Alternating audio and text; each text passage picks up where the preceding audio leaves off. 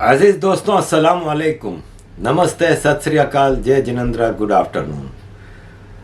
अजीज दोस्तों, G20 की meeting का अभी तक शोर चल रहा है। उसके आफ्टर शॉक्स जो होते हैं वो अभी तक चल रहे हैं। और G20 की इस मीटिंग में जो भारत की अपनी शान थी और भारत का जो वहाँ पे प्रेजेंस का वज़न था, वो कुछ लोगों से हजम भी नहीं हुआ, कुछ मुल्कों से। और ख़ास तौर पे अमेरिका जो है ना, वो दो चीज़ें करता है। वो कहते हैं ना, कैरेट एंड स्टिक, कि दोस्ती भी कर रहा है लेकिन अपने पीछे से कुछ लोगों को। होता यह है कि अब जैसे हम जब UN जाते थे MQM की तरफ से, तो वहाँ पे जब पीपल्स पार्टी की हुकूमत होती थी पाकिस्तान में, बेनज़ीर भुट्टो की, तो पीपल्स पार्टी के मिनिस्टर आते थे। नवाज शरीफ की हुकूमत होती थी तो नवाज शरीफ के मिनिस्टर आते थे, तो हमारे उनसे झगड़े होते थे। तो हमें पार्टी की उसमें हमारी प्लानिंग होती थी कि मैं लड़ पड़ूंगा। जैसे कि आपको मेरा स्टाइल पता भी है कि मैं फिर बेखौफ होकर चलता हूँ, तो मैं फिर उन मिनिस्टरों से बदतमीजी की हद तक लड़ पड़ता था। और फिर फायर ब्रिगेड का काम हमारे हेड ऑफ डेलीगेशन करते थे। अरे नहीं नहीं नहीं आरिफ भाई, नहीं क्या करें, ऐसे बैठ जाएं, इस तरह। तो यही चीज़ बाइडेन कर रहा है या अमेरिका करता आया है कि वो कुछ छोटे लोगों से भारत के खिलाफ बयान दिलवा देगा। कभी थिंक टैंक से, कभी मीडिया में रिपोर्ट आ जाएगी, कभी अपने ही किसी उससे। और फिर नहीं, इंडिया तो हमारा अटूट दोस्ती है हमारी, क्योंकि ज़रूरत है इंडिया की, इंडिया को इनकी ज़रूरत नहीं है। ये डोनाल्ड लू हैं, ये असिस्टेंट सेक्रेटरी हैं for secretary of state south Asia के लिए, जो assistant secretary of state for south Asia and central Asian affairs Donald लू है। इसी के ऊपर इमरान खान ने भी इल्ज़ाम लगाया था कि इसने वो साइफर लिखा था, वो लेटर लिखा था कि इमरान खान को हटाओ, ये वो।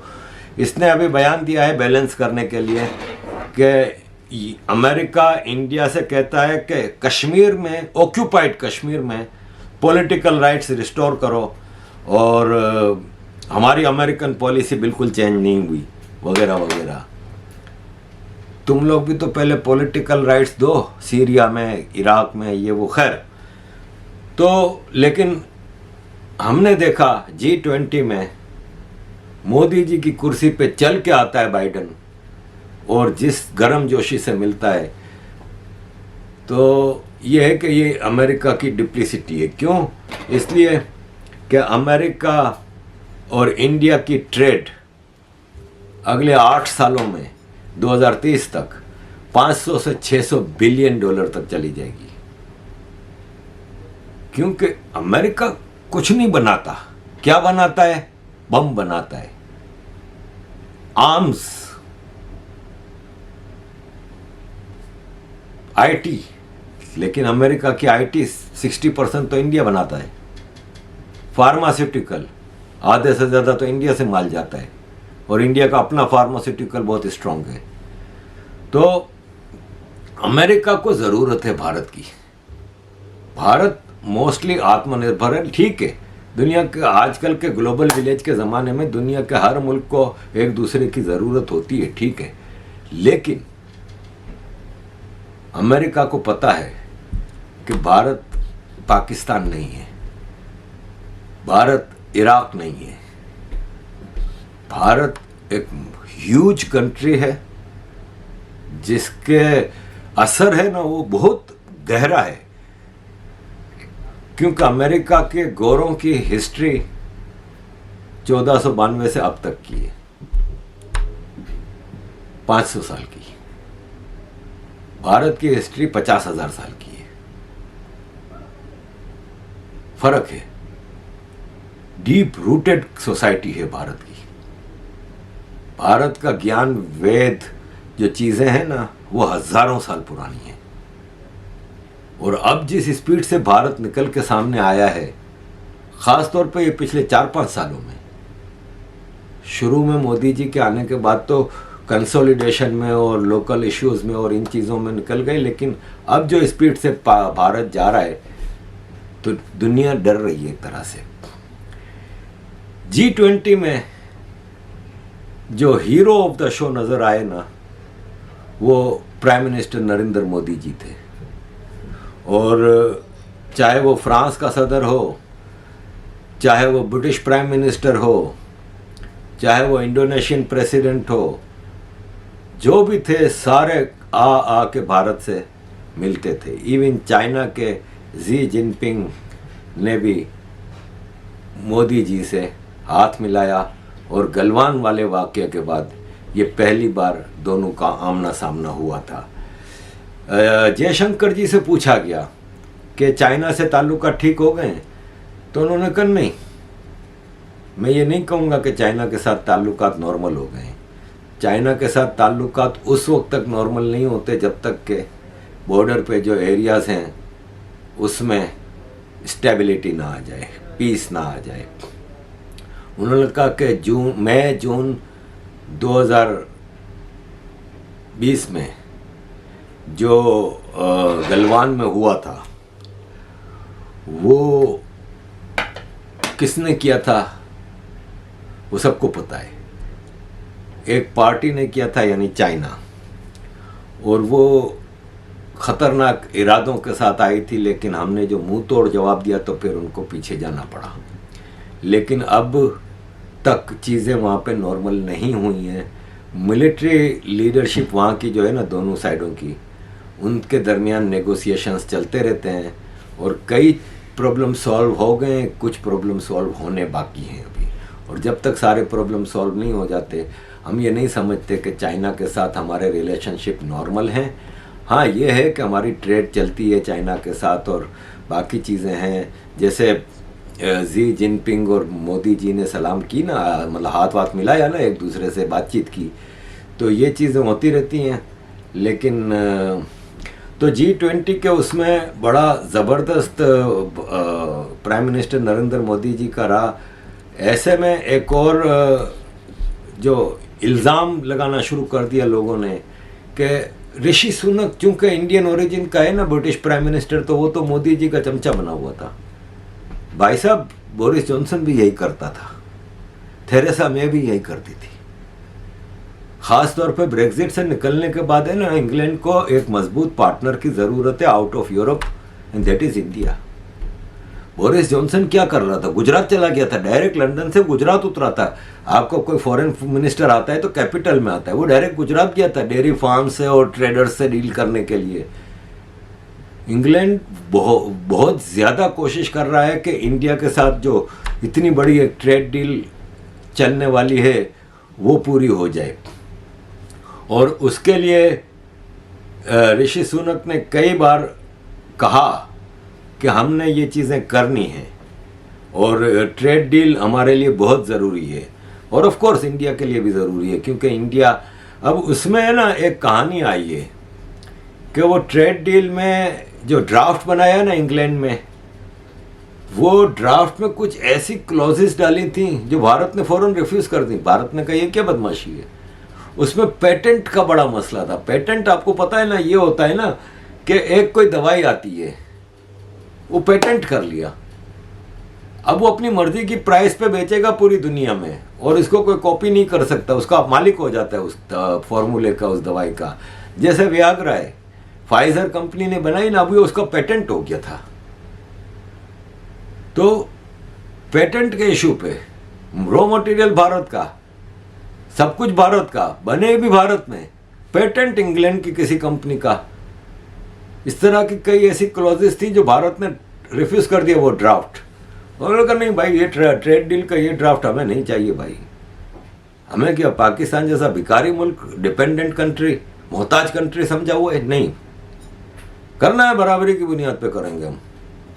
सब ऑर्डिनेट नहीं है, हम आपके गुलाम नहीं है, अब कॉलोनी नहीं है आपकी। तो इसका यह है कि इंग्लैंड की तरफ से काफ़ी अच्छी चीज़ें दिखाई जा रही हैं। जैसे अभी इंग्लैंड ने ऐलान किया है कि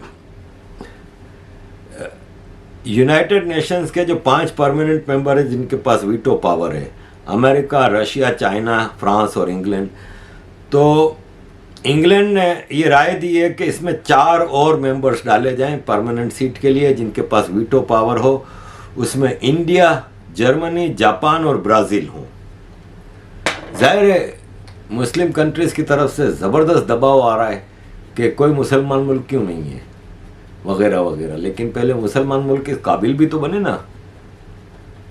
क्या बनाते हैं मुसलमान टेररिस्ट के अलावा? होता आ जाए सारे मुसलमान मुल्क। तो खैर ये इंग्लैंड की तरफ से राय आई थी। अजीज दोस्तों, देखें बात आती है ना कि मुसलमान मुल्क, तो देखें ये ग्लोबल टेररिज्म इंडेक्स है 2022।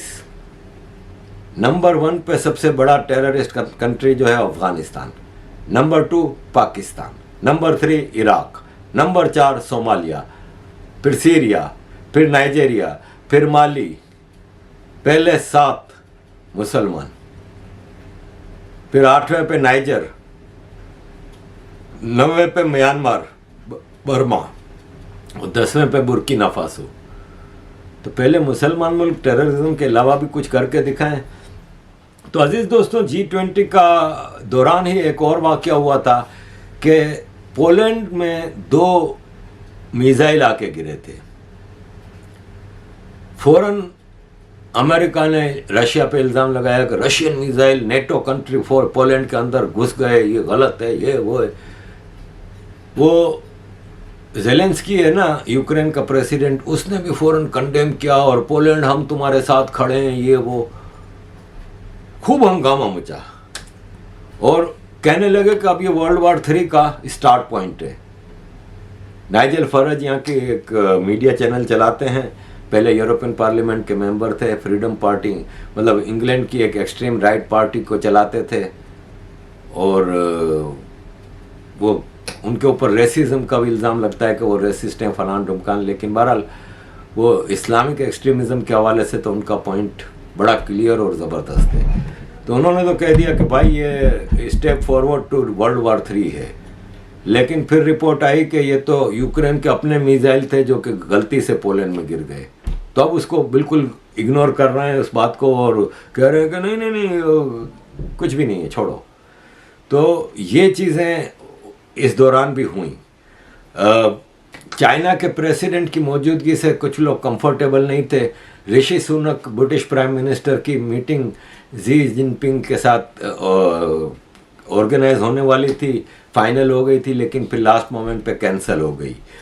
जस्टिन ट्रूडो ने खड़े खड़े जो बातें करते हैं, तो जी के साथ खड़े खड़े बातें कर रहा था, वो उसने मीडिया में रिलीज़ कर दी। तो जी ने फिर जस्टिन ट्रूडो की पब्लिक में क्लास ली, उसको अगले दिन मिला वो, तो उसको खड़े खड़े खूब खरी खरी सुनाई और उसको कहा कि तुम इंसान के बच्चे बनो, तुम्हारी औकात क्या है, कहाँ कनाडा और कहाँ चाइना, और कुछ मॉरलिटीज़ होती हैं, कुछ प्राइवेट बातें तुमसे हो रही हैं तो तुम पब्लिक में लेके जाके कर रहे हो, बचकाना हरकत है, कब बड़े होगे तुम। तो जस्टिन ट्रूडो का तो आपको भी पता है ना कि इसका बाप भी प्राइम मिनिस्टर था। ये राहुल गांधी है, कनाडा का पप्पू है, और इसने ऐसे ही ब्लंडर किए हैं। और बहुत जल्द मैं उम्मीद करता हूँ कि वहाँ खालिस्तान बनेगा, क्योंकि खालिस्तान को उसने बड़ा अकोमोडेट किया हुआ है और स्ट्रॉन्ग किया हुआ है। आपको पता है 100 मैं बताता हूँ आपको, 156 पाकिस्तानी जनरल्स ने कनाडा की नेशनलिटी ली हुई है।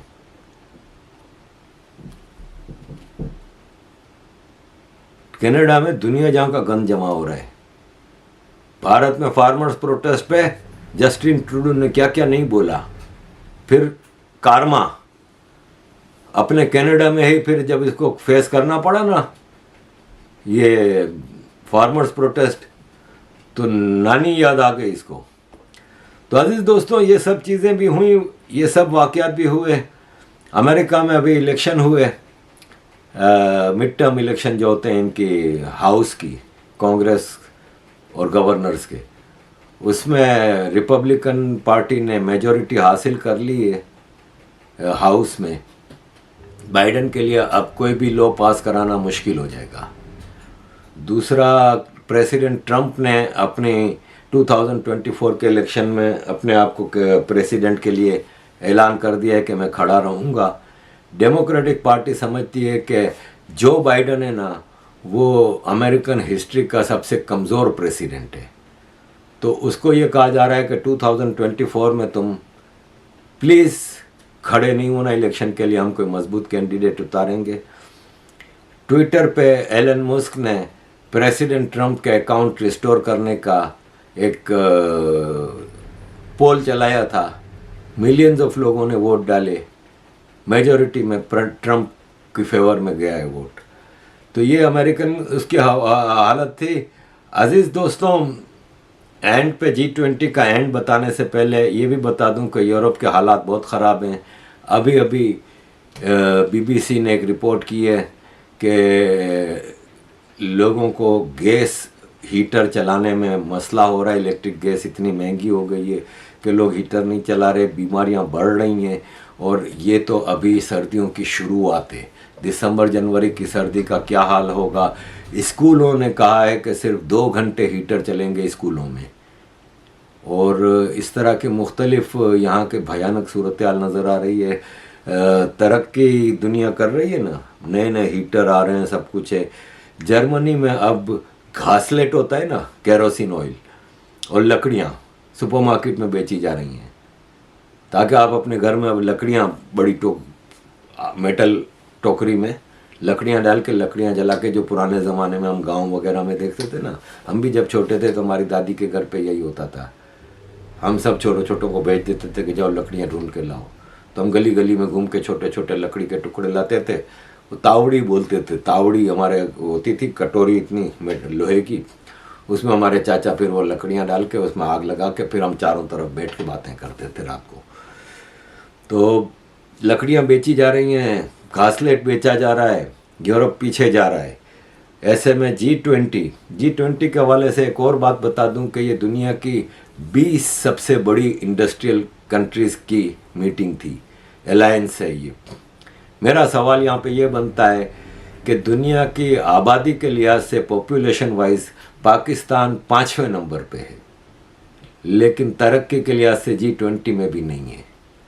कहते हैं हमारी ISI दुनिया की नंबर 1 एजेंसी है, हमारी आर्मी दुनिया की 5वीं बड़ी आर्मी है, लेकिन तरक्की के नाम पे हम G20 में भी नहीं है, दूर दूर तक नहीं है।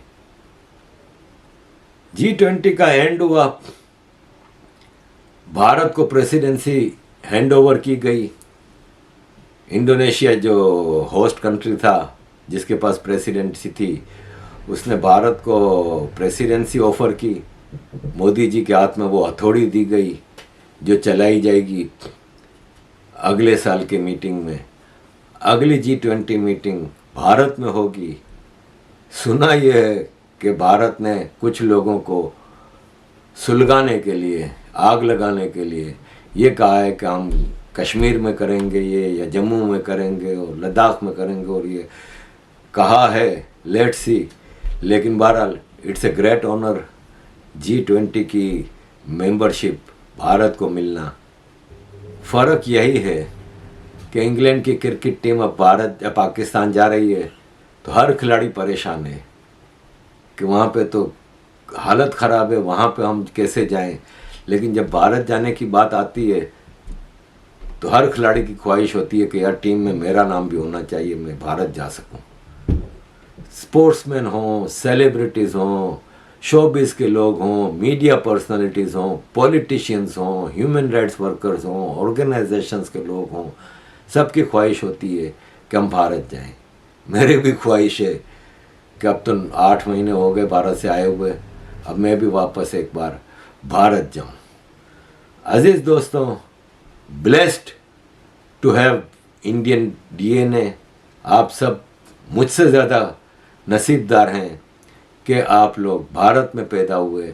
मुझ पे तो ये दाग लगा हुआ है कि मैं पाकिस्तान में पैदा हुआ। अजीज़ दोस्तों, thank you very much for all your support. Keep supporting. जय हिंद।